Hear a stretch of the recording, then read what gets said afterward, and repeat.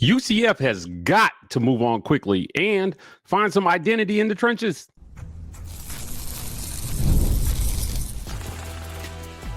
You are Locked On UCF, your daily podcast on the UCF Knights, part of the Locked On Podcast Network, your team every day. Welcome on into Locked On UCF. I'm your host, Mike G, and thank you so much for making Locked On UCF your first listen of every single day. Turn us up, turn us on. We'll turn it out. I'm here on a Monday morning with you guys in the aftermath of what was an eye-opening loss to Kansas State. Scott Frost and his staff, they still got some work to do, and we knew that going into the game. I was hopeful. That we would see the best version of the Knights on Saturday. But look, at the end of the day, we're going to get to see some other things about why Scott Frost is the right guy for the job. You have got to get your team up and able to move on quickly from this loss. Now, on today's show, we'll talk about how you do that. Then we'll talk about UCF's identity in the trenches, and then the Big 12 litmus test, which is their Big 12 schedule. We'll go down that and talk about opportunities that UCF will have on this schedule. Let's start at the top here. You got to move on. You've got to move on quickly. You've got to get your team to forget this one. There were some forgettable things about this game. And again, in the second segment, we'll talk about the forgettable performance in the trenches. But if you're Scott Frost, you owe it to your team to try to win now. I understand that this is a rebuild. I understand that UCF has a lot of work to do in terms of closing the talent gap between where they are and the top of the Big 12. But you've got to try to win now. And you've got to put the best version of this team on the field every single week. It's a work in progress. Was this the best version of UCF on Saturday? I don't think it was. And I'm going to move on from it. So you've got to move forward. Kansas is coming. And we're going to do some crossovers with my good buddy Derek here to talk a little bit about what Kansas is and what kind of test they pose for UCF. But there's a mental side to this, guys. There's a psychology to getting your team to be able to focus on the things they need to improve without dwelling on the things that they were not able to get done. You've got to focus. You got to shift the focus. It's an underrated part of coaching. I think this is why Scott Frost is the right guy for the job. Look, man, he's been through this before. Quite frankly, he's not new to this, man. He's been through this before. He's had, opening conference losses. He's had to be able to move a team on quickly from forgettable performances, and he's had to get them up to perform for the next game. This loss to Kansas State does not erase the good things that we learned about UCF. I still think you have your quarterback. I still think Taven Jackson is the guy. I think we found out after Jacurri Brown came into the game why Taven Jackson is still the guy. Regrettable that he was out for the amount of time that he was out in this game. If there was any window for UCF to beat Kansas State, I think it was lost when Taven Jackson went to the bench. Look, I know Jacurri Brown threw a touchdown pass, but long term, you need Taven Jackson healthy and you need him on the field. I was a little surprised that we didn't see Camp Fancher, but it is what it is. Look, UCF just didn't do what they needed to do to win on Saturday. And versus Kansas, we need to see them do more of what they need to do to try to win that game. I think they can do it. I think UCF still has a golden opportunity here to win some games that nobody expects them to win. What are those games? Again, in our third segment, we'll talk about what those games potentially are. But Taven Jackson, 12 of 24 on Saturday, not good. 50% passing just isn't going to get it done. It isn't. He had a QBR of 17.2.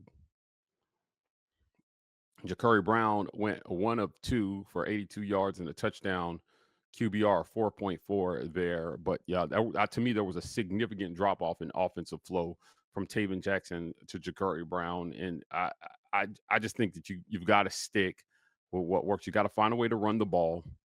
6.2 yards per carry. Now, there were some really big runs that kind of bumped that average up. UCF has got to move on. This is not the end of the world. As far as I'm concerned, this team already has kind of outperformed some expectations. They've already logged a P4 win.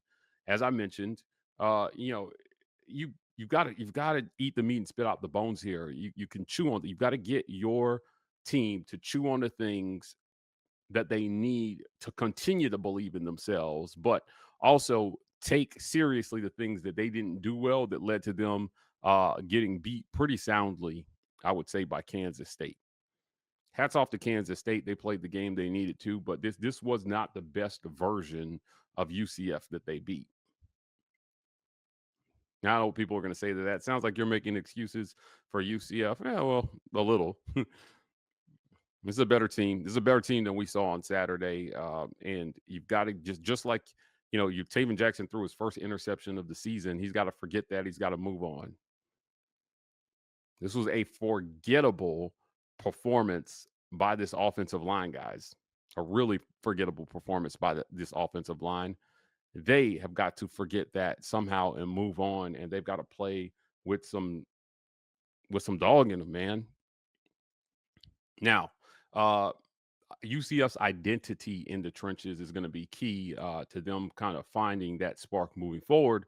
We'll talk about that next on Locked On UCF.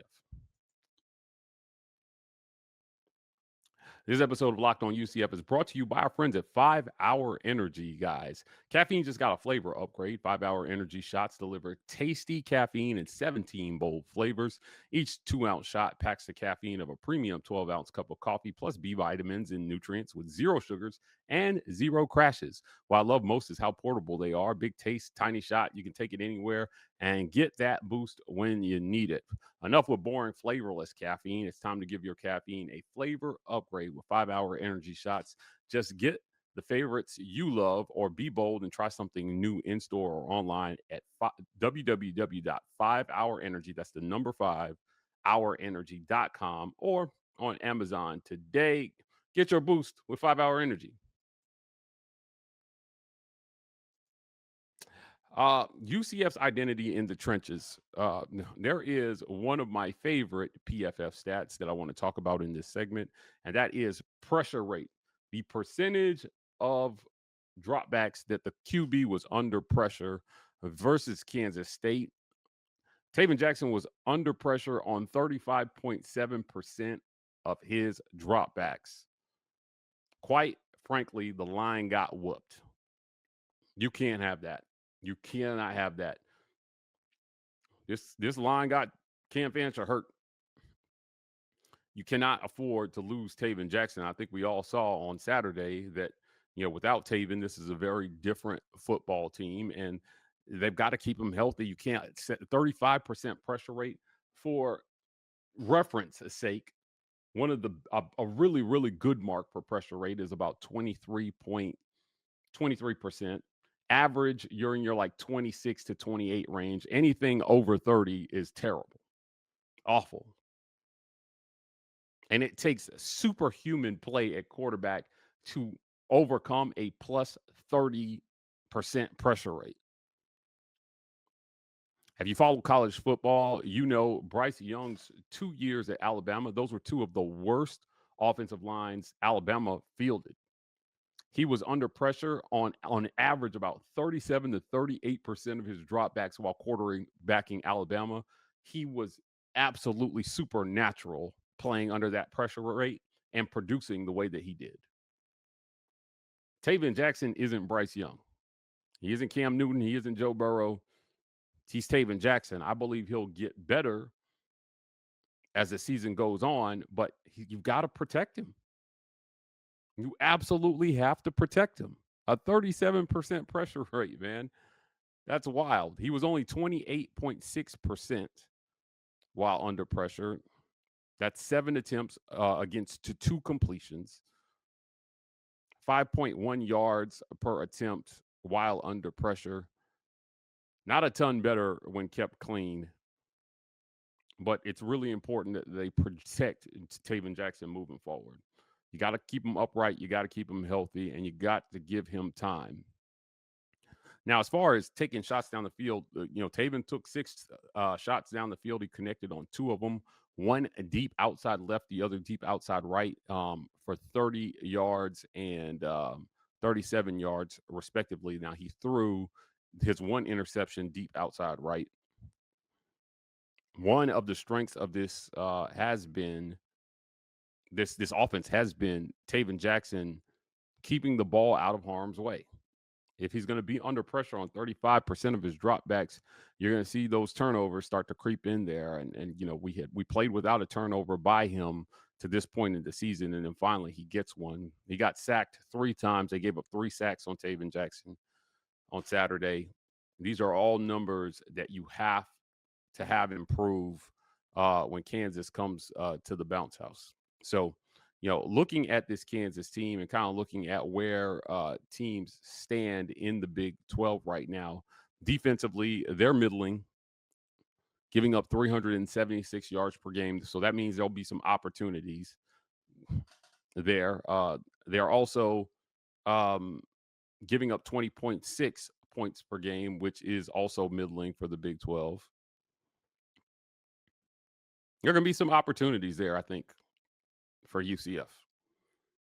It's in your house. Defend home court, and you've got a shot. You've got a real shot to win this game and log Scott first conference win since returning to UCF. Now, offensively, what is UCF up against? Well, in terms of yards per game, Kansas is 6th at 450 yards per game in the Big 12 right. And now they can move it between the 20s. They can. They're averaging 36.6 points per game on offense. That's a number that you absolutely cannot let them hit their averages and expect to win this game. Now, UCF is right behind them at 34.8 points per game. Their average came down a little bit in that loss to Kansas State, but they're right there. These are 2 pretty evenly matched teams, I think. With UCF producing 437.5 yards per game, you're just not going to do it without good offensive line play. You can't do it without good offensive line play.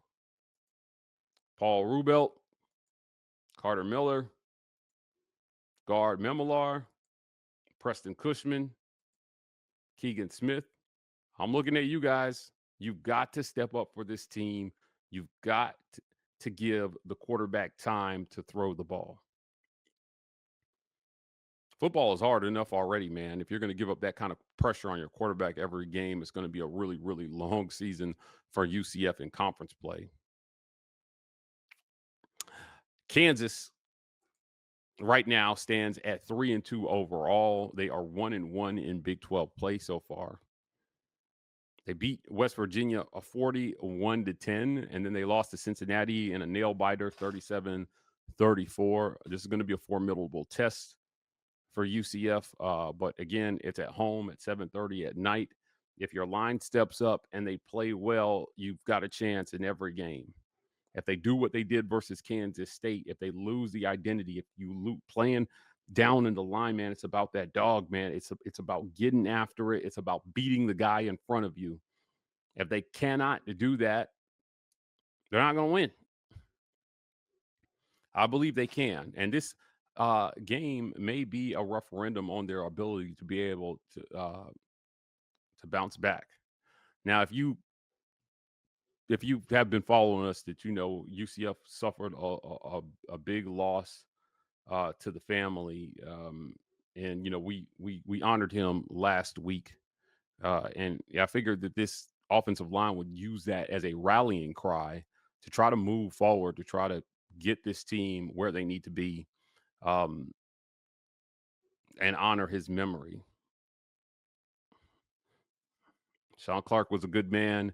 If you're Scott Frost, you're coaching with a heavy heart, but you got to find a way to honor his memory by getting this group to kind of galvanize and move forward. Kansas will serve as a Big 12 litmus test of sorts for UCF. And it's going to be interesting. It's going to be interesting to see what they do. We're going to talk about what that litmus test looks like and what other potential opportunities exist on this schedule next on Locked On UCF.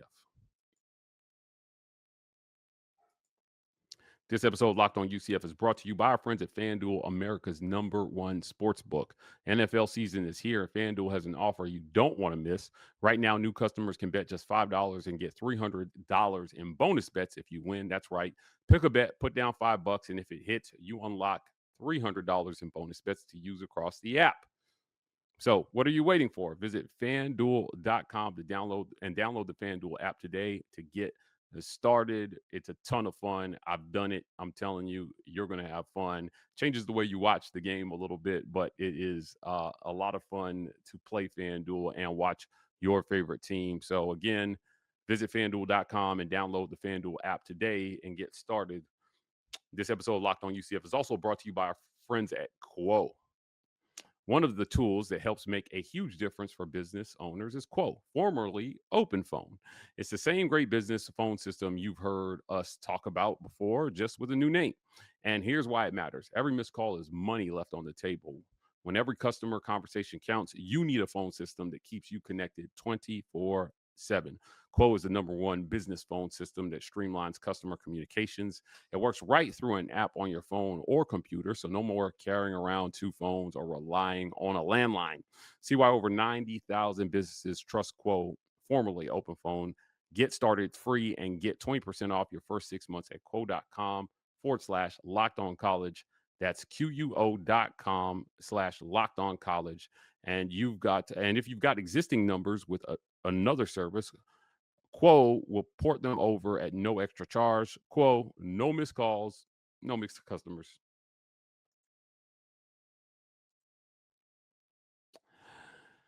The Big 12 litmus test. How will UCF perform? Kansas State was, I think, a good wake-up call for the work that still needs to be done. Now you get Kansas coming to your house October 4th at 7:30 p.m. on ESPN2. That's Eastern time. And I think they're going to serve as another good test for where this team is at.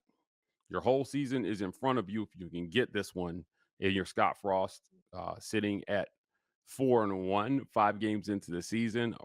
Just a really, really good start here. So, they surprised us versus Kansas. Well, they didn't surprise me. I expected them to win the North Carolina game handily, but I was kind of reverse surprised versus Kansas State. And now you've got Kansas. This is going to be a good test. This is going to be a good test to see if you can bounce back, if you can get your guys focused, if you can fix things that are broken. Now I can't stress this enough.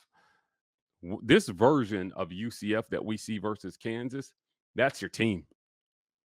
That's who these guys are going to be for the rest of the season. I give a team one conference game to show us, and then I give the staff a chance to adjust. And it doesn't mean if they don't win that they're not going to win. I'm saying that the adjustments, the fight that we see, that's going to be the identity of this team for the rest of the season. So if you're Scott Frost, you just have to do what you got to do to get things fixed. But, if you win this game, I think it says a lot about things you can still improve to get this team to the year 1 goal, which should be making it to a bowl game. It should be 6 wins. You're halfway there.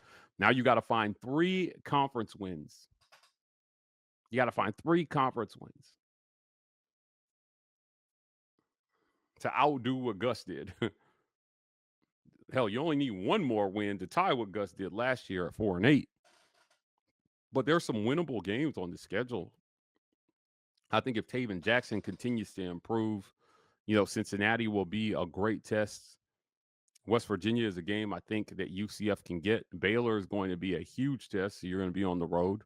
Houston is the space game this year. They've never lost one.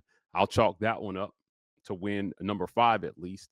And then you've got to find a way to beat currently 11th ranked Texas Tech Currently number 23 BYU and Oklahoma State.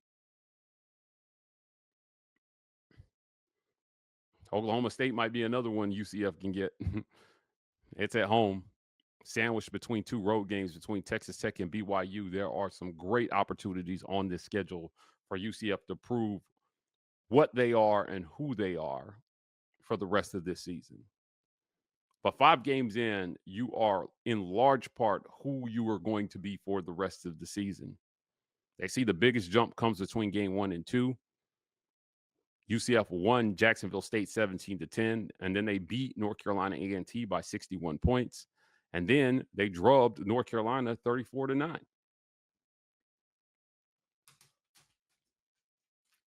Really, really good tests left in the Big 12. Now, there are only 2 currently ranked teams left on the schedule. We'll see if that holds here. But, I mean, there's not a lot of teams left on the schedule that are that much better than you. At least not from a coaching standpoint. Go out there, out-scheme, out-wit, outplay, out-dog, out-hustle, out-work some of these teams on your schedule. I still think a bowl game is well within reach, and that's the standard I think that Scott Frost should set here for the UCF Knights. Guys, that's it for another great edition of Locked On UCF. Thank you so much for making Locked On UCF your first listen of every single day. We're growing here, but we need you to continue to grow. Please tell a friend. Please hit like and subscribe. Join. We are approaching 1,200 subscribers here at Locked On UCF. So we're doing great. I appreciate all the support in the comments. You guys have been amazing on this journey. I'm here with you till the end. So we're going to get at it. It's also another big moment on Locked On. College football fans, Locked On and Fire TV present College Football Kickoff, your ultimate college football weekly preview. Drake Toll of Locked On Big 12, and he leads the conversation alongside 2-time AP Coach of the Year, Gary Patterson, former college star Jesse Holley, and Locked On's local experts. A college preview only Locked On can deliver. Catch College Football Kickoff every Thursday throughout the season and only on Fire TV. Catch us here tomorrow on Locked On UCF.